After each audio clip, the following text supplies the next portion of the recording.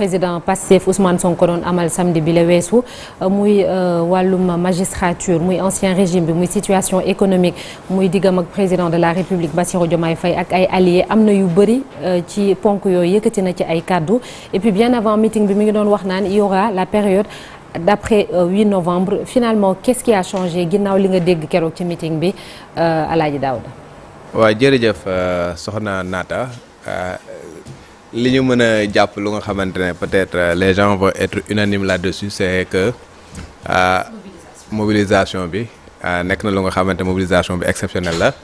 donc ils ont véritablement gagné la wax sax le pari de la mobilisation et nekk lu nga xamante ne également nit ñi doon nañ ko laam-laamee parce que jàpp nañ ni Pastef ba léegi c'est un parti qui s'est mobilisé et que Ousmane Sonko popularité am loolu nekkul lu nga xamante ne dañ koy laam-laamee au Sénégal même au-delà du Sénégal que c'est quelqu'un qui s'est mobilisé quelqu'un qui a de l'aura et quelqu'un bu nga xamante ne jusqu'à présent su wootee nit ñi wuy si ko et loolu en politique c'est quelque chose bu nga xamante ne lu am njariñ la parce que quand tu es un homme politique il faut savoir mobiliser pour que ta voix porte et que boo waxee également nit ñi mën la déglu et que suba également nga mën peut-être loolu nga transformer ko en électorat loolu c'est fondamental en politique. Maintenant par rapport au discours man jàpp naa ni pratiquement lu ci bëri lu mu wax ay redite la waaw lu ci bëri lu nga xamante ne wax na ko waxaat la loo xamante ne des accusations yu nga xamante ne yàgg na ko defaat ko sur la dette cachée y a rien de nouveau voilà nekk lu nga xamante ne waxoon na ko waxaat na ko sur les attaques contre la magistrature yàgg na ko waxaat na ko xaj na peut-être 2 révélations yu bees la def concernant des alliés notamment Mimi Touré ak Abdourahmane Diouf ay accusations yu nga xamante ne ku mel ni Mimi Touré démb moom moo ko doon protéger moo ko daan layal en ce qui concerne les accusations parce que accusations yi même du temps de Macky Sall ñu ngi ko commencé woon doon ko wax et c'est Ousmane Sonko en personne moom moo doon génn ci boppam je me rappelle très bien il y avait un poste bu nga xamante ne moom su boppam defoon na ko pour défendre Mimi Touré voilà donc aujourd'hui su fekkee ne moom si boppam moo ñëw di feddaliwaat accusation yooyu qu'est-ce qui s'est passé entre-temps peut-être bële nekkoon jubóo woon nañ comme mburoog soow tey jii commencé nañu waroo ci ay gis-gis ci ay comportement xaj na loolu moo tax mu génnewaat accusation yooyu en ce qui concerne Abdourahmane Diouf nag foofu moom mooy gën a garaaw nu muy gën a garaawee mooy lan su fekkee ne réellement li mu wax amul lu garaaw la su fekkee ne am na lu garaaw la su fekkee ne amul voilà c'est des accusations yu nga xamante ne une personne de sa trempe quelqu'un qui est un premier ne peut pas se permettre de faire des accusations gratuites surtout si benn allié wala un homme politique comme moom loolu il doit pas se le permettre su fekkee ni am na moi je trouve que c'est plus grave parce que au moment où yaa ngi enclenché ay procédures ñu nga xamante ne dañ def ay surfacturation ñu ngi leen di topp ba ñenn ñu ngi kaso nga am dans ton gouvernement quelqu'un bu nga xamante ne jàpp nga ne def na surfacturation enclenché une procédure contre moom mais da nga jël nga affecté ko ci beneen ministère moi je trouve que c'est hyper grave et ce sera en contradiction avec ñoom lu ñuy wax le jub-jubal jubbante et c'est quelque chose bu nga xamante ne on le comprendra pas dafay mel ni comme si 2 poids 2 mesures la et dafa nekk loo xamante ne tout le monde dañ ko mës a fustiger et nekk lu nga xamante ne man pour man lu war a nekk la dans tous les cas c'est une déclaration très grave voilà principalement en ce qui concerne Abdourahmane Diouf parce que dans l'un ou dans l'autre je trouve que c'est pas quelque chose à faire et il fallait pas le faire. Cheikh Tidiane Diaw justement concernant le cas du docteur Abdourahmane Diouf est-ce que li président Pastef wax ñàkkul un peu cohérence parce que koo ne dañ koy tuumaal li xaj na te boobu ba léegi mi ngi ci gouvernement maanaam nga jël ko ci ministère bi mu nekk nga yóbbu ko ci beneen ministère bu fekkente ni li muy wax genre lu am la ñu ngi doon xaar xaj na beneen doxalin voilà. mbir moom déjà bon. tudd ko nommément mais ñu bari sous-entendre que moom lay waxal le docteur Abdourahmane Diouf mais li am ba mooy li daaw na wax nit moom fekkee da nga ko jàpp ci dara mu nekk ministre parce que comme li ñu fi defoon Cheikh Dieng directeur ONAS parce que noonu la ñu war a def jël dossier bi jébbal ko haute cour de justice ñu xool ndax li ñuy wax am na wala déet yooyu sax gaw ma ni que sur la place publique comme ça la ñu ko war a réglé au sud de tout le monde accusation boo xamee ni fa la ko ñëpp yégee parce que on n'en a jamais entendu parler même bribe information wala allusion bu gën a ndaw ci loolu je ne pense pas que avant bërki démb yëg nañ ko ci mbir moom c'est des accusations nag après il va falloir prouver la véracité de ces propos je pense que loolu moom moo am njëriñ sànq yaa ngi laaj Daouda qu'est-ce qui a changé après le 8 aussi changé man je trouve que peut-être qu'on est revenu 3 ans en arrière 3 ou 4 ans en arrière parce que jamono jooju lan moo teewoon réew mi c'était la candidature d'Ousmane Sonko à l'élection présidentielle ak procès yi mu doon am tout ça ba mu jural réew mi tension bu doy waar là aussi on a l'impression que aussi ci même cas de figure bi la ñuy nekkaat ni par rapport ak élection bi war a ñëw en 2029 parce que fi mu nekk nii il a clairement dit à la justice de faire son travail sinon su ko deful sax dem bay woote désobéissance civile ça veut dire qu'on valide sa candidature pour élection boobu si c'est pas le cas peut-être que réew mi day jaxasoo wat et je pense que mobilisation bi mu def nii ça c'est pour marquer sa présence sur la scène politique wan parti bi nga xamee ni moom moo ko jiite ak njiitu réew mi ak ñeneen wan nañ ni que doole ji man maa ko yore je suis l'alpha et l'oméga fi mu nekk nii nag dañ koy defal li mu bëgg parce que nee na magistrat yi muy xalab ni dañ ko complot cité na conseil constitutionnel ba bari na ñim cour suprême ñoom ñëpp cité na leen ni dañ ko complot te on sait que il y a 3 ans ou 4 ans derrière aussi lan moo juraloon Sénégal jafe-jafe yi un complot là aussi on nous parle d'un autre complot mais complot boobu nag faw ñu lijjanti ko xool ndax c'est un complot ou pas ak fan la mën a jëmee réew mi et je pense que ci situation bi c'est le Sénégal qui perd parce que fi mu nekk nii nu mu tuddati l'envol économique dafa mel ni nekkatul la priorité c'est régler cette candidature d'Ousmane Sonko pour la prochaine élection présidentielle et c'est vraiment dommage parce que fi mu nekk nii c'est lui le premier ministre Bassirou Diomaye Faye est le président de la République du Sénégal te tey jii seen mission principale mooy fexe ba yombalal Sénégal seen dund fexe ba Sénégal def ay jéego sur le plan économique ak jafe-jafe yi nga xamee ni moom la ñuy dund nii au lieu nekk di éparpillé wu ci ay yëf yoo xamee ni c'est des intérêts personnels individuels ay problèmes politiques entre alliés je me dis qu'actuellement ce n'est pas la priorité absolue du Sénégal et c'est bien dommage. Et qu'est-ce qui a le plus retenu ton attention ci meeting bi? Je pense que journal L'As résumé na ko. meeting bi c'est entre déballage menace ak coup de pression. Je pense en termes de mobilisation li nga xamante ne parti Pastef def na ko bettul kenn parce que même quand le parti était dans l'opposition en termes de mobilisation Pastef a toujours répondu présent les militants ont toujours répondu présent mais li nga xamante ne moom moo nekkoon li gën a important ci meeting bi moom mooy le discours du leader Ousmane Sonko. mooy li nga xamante ne wax na ko ci biir discours bi comme par exemple li nga xamante ne moom mooy déballage bi il a parlé des alliés non alignés parce que il a bien dit que am na ñi nga xamante ne ñu ngi ci tente bi ñoom ñu ngi en parfaite cohérence ak ñun suñu position mais y en a on cite Mimi Touré bien que moom cité wu ko sax mais quand il fait allusion les gens comprennent vite entre Mimi Touré ak ki nga xamante ne moom mooy Abdourahmane Diouf comme ni ko Daouda waxee Abdourahmane Diouf li nga xamante ne wax na ko si c'est vrai c'est grave si c'est pas vrai c'est grave aussi parce que boo nekkee ministre nga yor li nga xamante ne moom mooy des deniers publics buñ la accuser de falsification wala détournement wala ay surfacturation sanction bi war a nekkul délocat yóbbu la ci beneen ministère c'est plutôt nga génn ci gouvernement bi en attendant que enquête yi nga xamante ne war naa am mu am ko leneen li nga xamante ne wax na ko aussi moom mooy dissolution APR comme niñ ko waxee on revient 3 ans en arrière gisoon nañ fi dissolution Pastef après mu ñëwaat dissolution après qu'est-ce que les Sénégalais gagnent dans tout ça li nga xamante ne aussi wax na ko moom mooy les magistrats raxas bi mais xanaa raxas bi yeggut comme biñ fi ñëwee affecté nañ des magistrats Tamba par-ci par-là bañ naan discrimination pourquoi ñuy wax Tamba pourquoi on considère Tamba que ne punition la et tout ça donc fi mu toll nii ñoom ñoo yor seen cëggal guy ñoom ñoo nekk au pouvoir. donc ñoom ñoo war a def li nga xamante ne noonu la fexe ba stabilité dëkk bi am. par contre ki nga xamante ne moom mooy Ousmane Sonko des fois personnage am c'est un peu incompris. parce que il est à la fois homme politique d'un grand parti Pastef mënatuñoo wax c'est un petit parti c'est un grand parti. ak ki nga xamante ne moom mooy le premier ministre. qui est en congé. qui est en congé mais qui est en congé pour aller faire de la politique. peut-être on peut dire que c'est son droit mais quand même laisser un peu mitigé au Sénégal. ci nga xamante ne moom mooy bopp sénégalais parce que ci période bi ñu toll.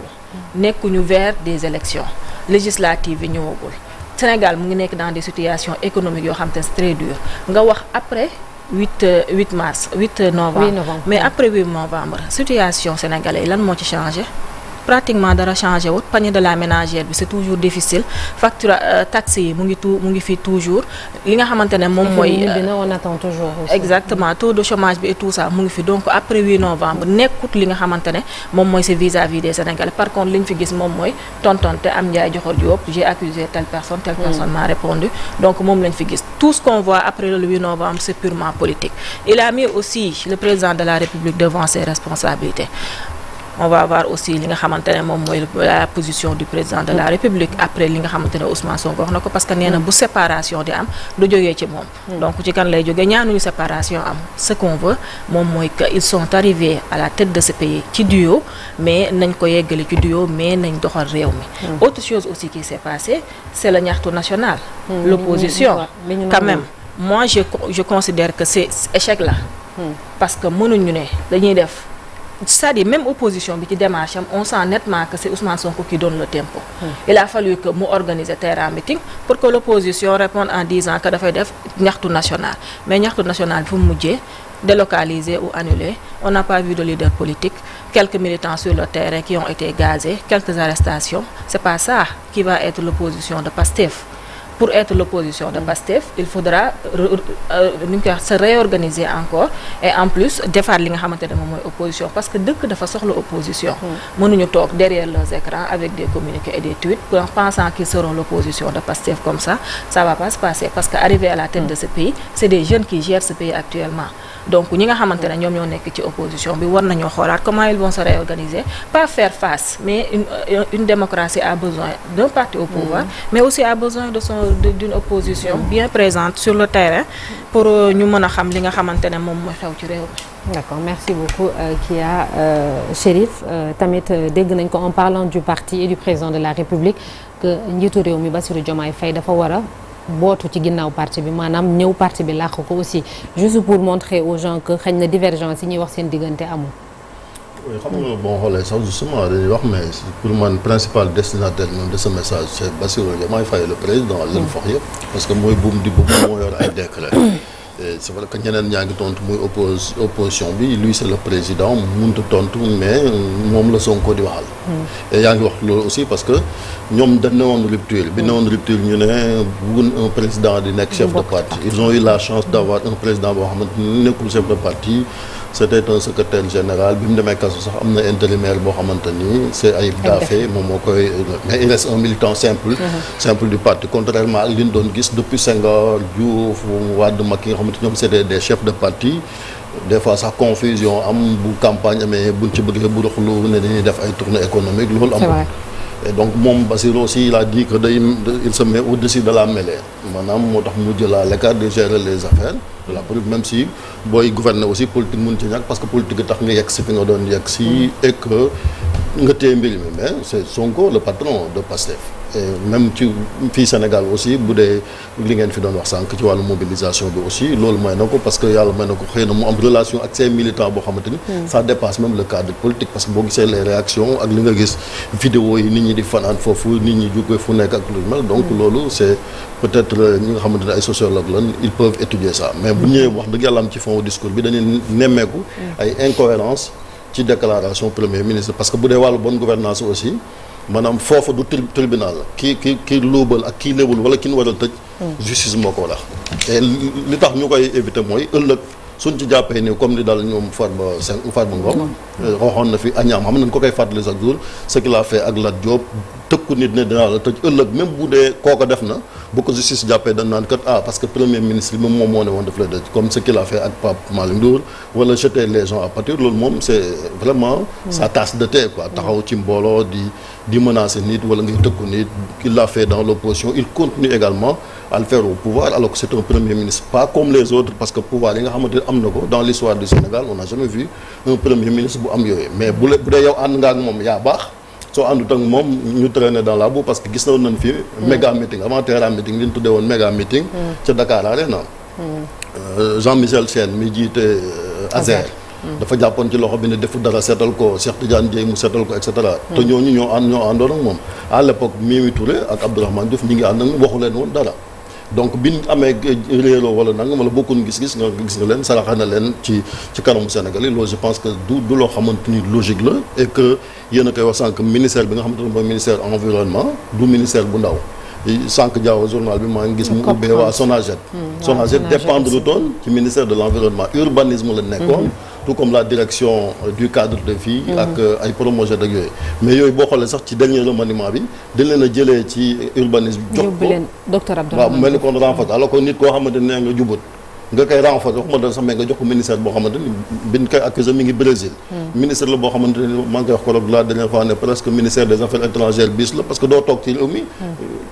écologie mooy enjeux yi la c'est ça les enjeux du siècle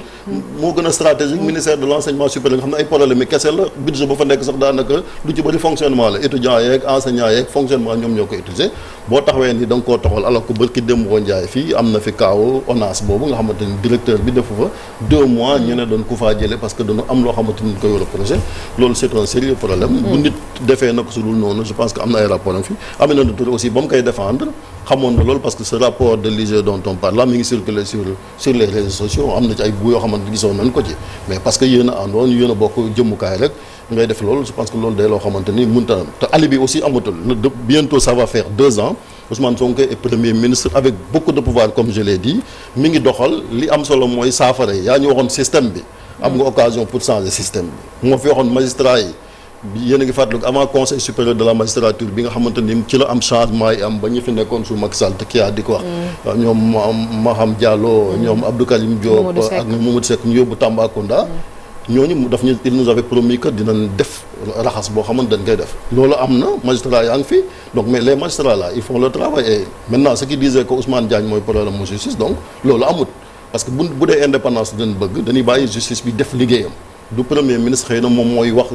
magistrat yi. la justice c'est pas seulement les magistrats aussi parce que on a tendance tout le temps à parler des magistrats la justice du magistrat yi kese ñeneen nag ci avocat yaa ngi ci greffier yaa ngi ci ñeneen ak ñeneen ñoo jël dogal yi et puis rapport yi aussi la même chose même rapport il y a beaucoup de confusion également sur les rapports tantôt c'est IGE tantôt c'est IGF tantôt c'est Cour des comptes et yooyu yëpp rapport aussi nit mën na épingle rapport mën na ko épingle ñu dem justice setal ko et on l'a vu ici ci affaire Cour des comptes beeg yëpp yoo xamante ñoom ñoo ci am mais je pense que loolu ingérence yooyu day ab ay problèmes yoo xamante ni wax dëgg yàlla am problème s'il y a plus d'alibi maintenant il faut travailler régler problème yi nga xamante ni moom la Sénégalais yi di dund beneen bi aussi qu'un premier ministre yow nga taxaw lancer li naan plan de redressement bi ba Sénégalais yëpp quand même taxaw di ci sacrifice di ko def nga ne même bu justice amut bu leen fay impôt bu leen financer le presse là alors que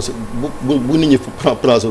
guddi gi kan moo ci dugg ce sont les Sénégalais yoo xamante ñoom ñoo koy dund genre désobéissance fiscale boo xamante il a également répété la même chose lui il a sa conception de la justice mais justice ni mu war a doxee j'espère que amul benn magistrat boo xamante ni di nga nangu si dicté yi su amee problème ak justice je pense que amoon ay avocat dem nañ fii dem ay recours am na lu nekk def na ko gis na nag da ngay nangu dogalu yàlla xam ne bu yàlla tuddee ni moom dina nekk président à la kulli àll day nekk mais ñi nga xamante ni ñoom ñooy doxal aussi ñu bàyyi leen ñu doxal parce que sénégalais quoi qu'il en soit c'est vrai que c'est lui qui a dit Sonko mooy Diomaye et foofu j'ai vu un glissement également parce que soxna Kia mi ngi koy wax sànq parce que bu ngeen fàttali ko meeting bi mu njëkk a def Grand Théâtre il avait dit que ñi bëgg sama diggante ak Diomaye yàqu ñooñu seen i maam ak xawma seen i sët ak juddoogun mais barke démb yaa ngi dégg mu ne waaw yàlla mën na lu ne wante li nga xamante ne moom mooy yàqu du jóge ci man et loolu donc je pense que ça ne personne n'a intérêt à ce que ce pays là dem ci li je reviens encore une fois ci li nga xamante ne moom moo ëpp solo mooy Sénégal il faut ñu passer cette étape là jubale Sénégalais ñu jublu ci l'essentiel parce que li ma gis Aly Ngouille Ndiaye di wax lu am solo la ci Mali on a vu ce qui se passe là te on ne sait pas ñee buñ jugee foofa fu ñu jëm te Afrique il y a d'autres défis yoo xamante ne war nañ ko relever. quand même ces débats là yi nga xamante chaque fois on tourne en rond ça ne nous mène nulle part. Merci beaucoup Chérif. Oui. exemple la mais boo jëlee Côte d'Ivoire exemple la Côte d'Ivoire dañoo jóge ci lu nga xamante ne voilà lu métti la woon mais Ouattara bi mu jëlee pouvoir bi wax dëgg yàlla nekkul ne par exemple système bi dafa yàqu et consort dafa ñëw boole ñëpp aujourd'hui tey Côte d'Ivoire c'est un pays qui est développé bu nga xamante on n'a pas accusé un régime précédent bu nga xamante ne lu yàqu-yàqu amoon nañ fi dañu jóg ñoom ñëpp ñu jógandoo sumandoo xàcceendoo dóorandoo et aujourd'hui on voit que la Côte d'Ivoire décolle. Dépasser seen divergence yi merci beaucoup Alaaji Daouda ñu jàll ci un jour au Sénégal un jour dans le monde.